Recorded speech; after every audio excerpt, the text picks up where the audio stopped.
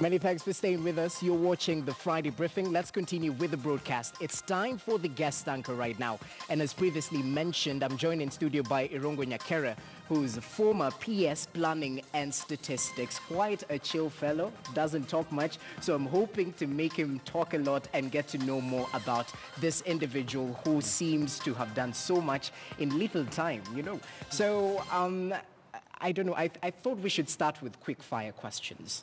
You know, questions I throw really fast just to get to know you on a more personal level before we get deep into your reason for actually being here. So I asked you about the resolutions. You said you don't have any for 2019. Yeah. You don't have any at all. None. We know you're a Chelsea fan. That's good. That's good, yeah? Yes, You're very confident about you guys winning the league? So far, so good. So far, so good. 10 points away from the top. Yeah. Okay. Yeah. So in a case or in a scenario where Chelsea is non-existent in the Premier League, which team would you support between Manchester United, Liverpool and Arsenal? Highly unlikely, but if that were to happen, then it will be Tottenham. It would be Tottenham. Yeah. None of the others. Tottenham, we have Victor Wanyama there, so certainly Tottenham. Okay. Yeah. Gospel music or secular music? Secular. Secular music. Yeah. Favorite artist locally? Locally, the more of the Kikuyu singers, the Kamaru, the Musaimo, those are the more, and also the new artists, Jeriwa, Kagima, those ones. Okay. Yeah. Oh, that's very interesting. Yeah. Let's move on. Yeah. If you had a chance to get a job right now, would it be in the private sector or the public sector? Because you've worked in both. Which one would you prefer? I'd still be on the public sector side. Public sector. Public sector. Well, if it's a job. You know, public sector to me is more about service. Okay. And it's so on the service side, that's where I'd be. On the private sector, I don't really think I'd go for a job. I'd probably go more on to be an employer than to be employed. Yeah. Well, that's very interesting. Yeah. As we conclude, favorite meal, random. Fish, tilapia, full with ugali and sukuma wiki. Yeah. Kachumbari kidogo and a lemon. I get you. Well, this is interesting. Enough about that. Let's get into you. You came into the limelight, you know, with the appointment as a principal secretary in the Ministry of Transport and Infrastructure in 2015, right? Yes. What stood out about you is your age at that particular point. Yeah. Were you 33, right? Yes. I mean, how did you get there? Was it too challenging in terms of being 33 yet having achieved so much? Yeah. I think, first of all, I think when I got a call to be PS, I actually didn't even know what PS was about, and I wasn't even certain about it. And I had to get in touch with a few people to explain to me what it was about, whether it's a good thing and whether I should move to that. And I think what probably made them, whoever did approach me, was on my role on the private sector side. Because since I was made general manager, then managing director at NIC Capital within NIC Group in 2009, then there's a lot that we managed to do during then, more on the corporate private sector side. And so I think that year, 2015, I remember I was also top 40 under 40 and made that and probably was one of the reasons. But I think on a leadership side, I was always very keen. On a public sector side, I was always very keen on service, for service. But I think the reason probably why I was approached and not anyone else really has nothing to do with me. I think it was probably some discussion came up and my name popped up. Yes. And somehow they looked through and said I could be a fit. Definitely. Yeah. But what's important, you were fit for the job, irrespective of being so young. So let's take you back, you know, all the way back to being a young boy in Murang'a County, later on coming through to Starehe Boys Center. How much was inculcated into you by Starehe Boys Center that actually plays a role in the man you've become today? I think in terms of my upbringing and growing up, I'd say that Dr. Griffin, who was the director of Starehe, did the 90% because to me he was a father figure. I lost my mom when I was very young, 8 years old, and she was single. So really from there he was my father figure. And all through growing up through Starehe, Griffin took me up as one of his, what they used to call pets. Yeah, and so from taking me through, even making me, when I was a prefect, captain, to captain of one of the school captains.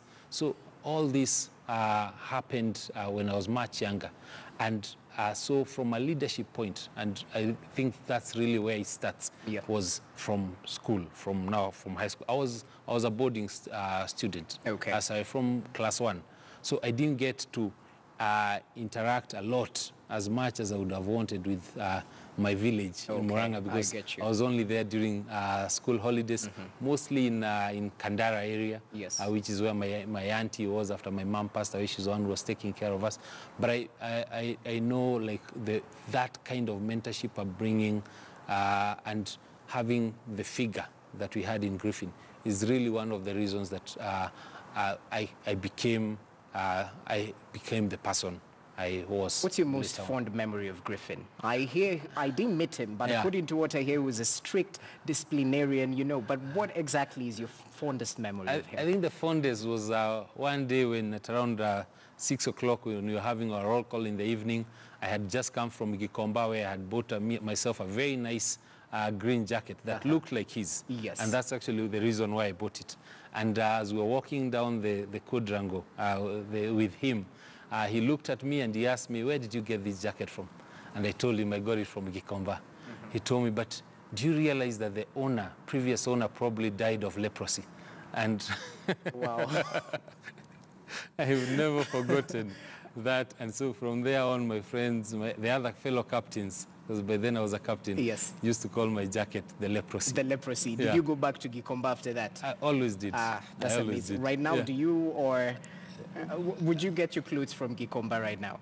My wife does most of my shopping, so I really don't know where she buys them from. Okay, we'll definitely ask her later on. But in terms of mentorship, you know, as much as Griffin actually instilled various values in your life, you've gone out of your way, irrespective of your day-to-day activities, to actually offer a helping hand to various youth out there. Let's talk about your foundation and what you actually do and the impact you want to achieve. I think I would say that for me, still, when I look at Starehe and the kind of mentorship I got, I remember my Form 4 year.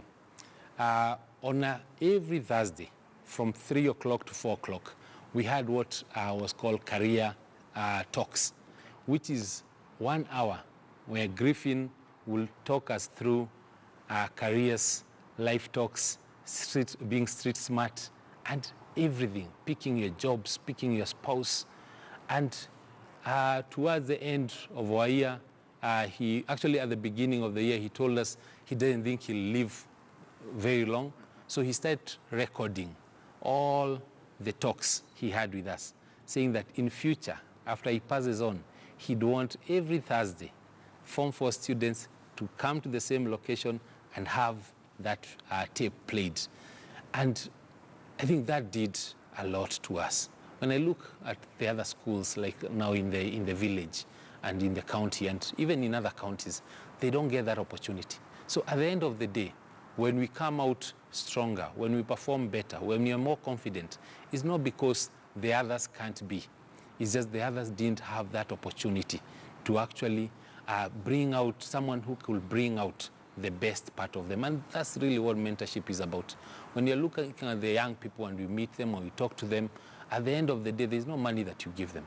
But you can see the vigor, the encouragement, and that passion that comes out in them. And I think that, to me, gives me the greatest joy. Well, that's amazing. I recently came across an article. You're sponsoring 16 teams from Murang'a County to participate in the Football Kenya Federation League. Well, this is quite commendable. Congratulations, especially in terms of nurturing talent among the youth, because we know what sports can do in terms of bringing up an upright individual in society. What I get from you is Starehe did play a part in your success a lot. But needless to say, still, there's so many people who've gone through Starehe and have failed to reach the level you have reached. I mean, you were PS by 33 years of age. Previously, you were managing director, or you're also at NIC, Equity Investment Group. Like, there's so much you've done. What is your secret, perhaps? What is your driving force? If it's family, if it's your wife, what keeps you going? I think the main thing is, for me, I always use myself as competing against myself. So I'm always looking at a better person. And they tell you, if you want to see someone greater, look at the mirror. So for me, that's really what pushes me towards that. And I remember, because from high school, we were always competing with each other on positioning. Yes. From there, I went to university. And for me, I was very lucky because I got into Stanford. When I went to Stanford, I immediately, from my first year, I imagined I'm a really smart guy. So I started taking classes that were some of the most difficult classes. Yeah. After a very short period, I realized that I am not smart. Yeah. That we do have smart people among us. Yes. And that humbled me. And so from there, it's more around looking at what do I want? And I was talking with my friends the other day, and I was telling them, in my view, there is something do too much money, but there's nothing as too much passion, too much that you can do for others. So you can have a lot of money but not being impactful to others. And my view is always, since I was given so much, I think from me, I started getting sponsored by someone I didn't know from class 1 all the way to university. I had scholarships and all that. And so the fact that I had someone helping me is really one of the passions which I look at. How can I serve others? How can I actually help? That's why from my foundation, I do the sponsorship, sponsor people for school. I think that now I probably have about 40 students that I'm sponsoring. Okay. And I'm not doing it for anything else, because I started about 4 or 5 years ago doing this. And that is what drives me. And when I met some of my students the other time, and they asked me, now that you're doing this for us, what can we do for you in return? And I told them, no, this is what we call pay forward. Don't pay me, pay someone else. Find another, get big, successful, sponsor another 10, 20 people. In total, 40 of you will have sponsored 1,000. And that's a bigger thing for me. You will have changed the generation, without knowing, just like that. Yeah. Well, since you're very, very passionate about youth in the country, let's just take a scenario of Kenya as it is right now. We have, brilliant minds out there in terms of the young population, which is a majority, not just in Kenya, but Africa. What do you think about the youth agenda in terms of benefiting the young population, in terms of getting proper opportunities, career-wise, development-wise? What do you think about it? I think we need to move the youth agenda beyond rhetoric. Today, we'd say 85% of the population is below 35. Yeah. That's youth. So we need to move it beyond rhetoric. And not just from a policy side, but also from the youth side. From the youth side, from the policy side, I think we need to come up with policies that clearly impact on youth, and more around job growth, job creation. I look at which areas can get youth empowered, employed, economically engaged. And those areas are areas that are being focused on by TVETs. And that's why I was very happy when in this current government, the president made TVET one of the state departments. But then we need to put in a lot more investments in that. What's TVET? It's really about the technical training for youth. All right. Today we create about 850,000 jobs per year. 84% of those are non-technical, not in the office. So ensuring that then we train our youth so that they start thinking that degree is not the only option. Thank you. Degree is not the only option. Degree is not the only option. Well, that's very important. But education is very important. Education is very important. And mentorship as well. Absolutely. Let's talk about mentoring. I want to mentor you to become a news anchor, perhaps. Thank you. Yes. So we'll just use that camera. The spotlight is on you. Well, feel free to look serious or smile. But just take us through that story.